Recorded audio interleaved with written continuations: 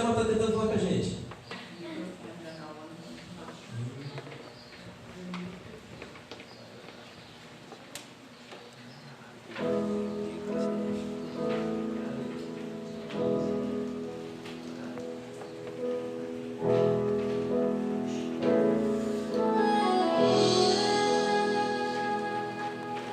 O Senhor deixou-nos a certeza de que um dia em breve vai voltar, e até o dia desse encontro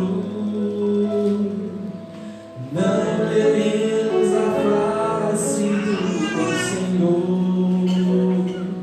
Mas Jesus deixou sua promessa de amor, o Consolador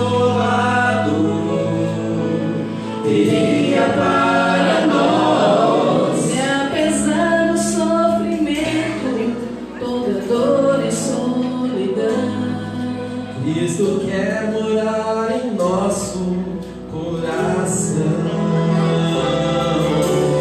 Vem, Santo Espírito, fogo do Senhor, eu quero receber o teu amor. Luz da verdade, esperança do viver, brilha em mim, transforma.